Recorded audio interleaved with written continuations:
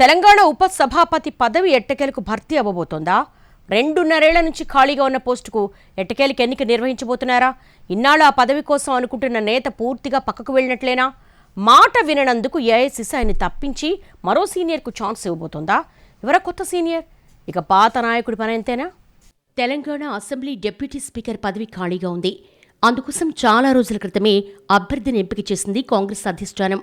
కానీ ఎంపికైన డోర్నకల్ ఎమ్మెల్యే రామచంద్రు నాయక్ మాత్రం నాకు మంత్రి పదవే కావాలంటూ పట్టుబట్టి కూర్చున్నారు. కాంగ్రెస్ పాలిటిక్స్లో గతంలో ఎప్పుడూ ఇలాంటి పరిస్థితి లేదు. పార్టీ అధికారికంగా ప్రకటన చేశాక పదవి తీసుకోకుండా ఆగింది లేదు. ఒకవేళ ఆపితే గీపితే అధిష్టానం ఆపాల్సిందే గాని నాయకులు మాత్రం నాకు ఇది వద్దని పేచీ పెట్టిందే లేదు.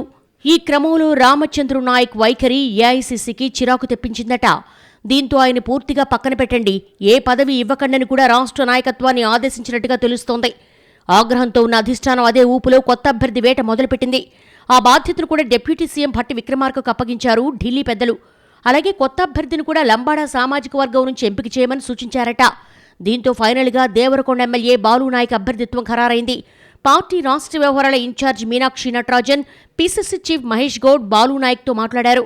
ఆయన కూడా మంత్రి పదవి మీదే బాగా ఆశలు పెట్టుకుని ఉండడంతో అగ్రనేతలిద్దరూ పరిస్థితిని వివరించి ఒప్పించారట.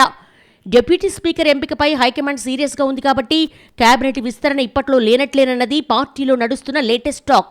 దీన్ని సవివరంగా దేవరకొండ ఎమ్మెల్యేకు చెప్పి ఒప్పించినట్టుగా తెలుస్తోంది. అయినా ఆయన పూర్తిగా కన్విన్స్ అవ్వకపోవడంతో మంత్రివర్గ విస్తరణ ఎప్పుడు జరిగినా మీ పేరు పరిశీలనలో ఉంటుందని హామీ ఇచ్చినట్టుగా సమాచారం. ఈ రకంగా మొత్తం మీద డిప్యూటీ స్పీకర్ పదవి భర్తీకి లైన్ క్లియర్ అయింది. త్వరలోనే దీనికి సంబంధించిన ఎన్నిక జరగనుంది.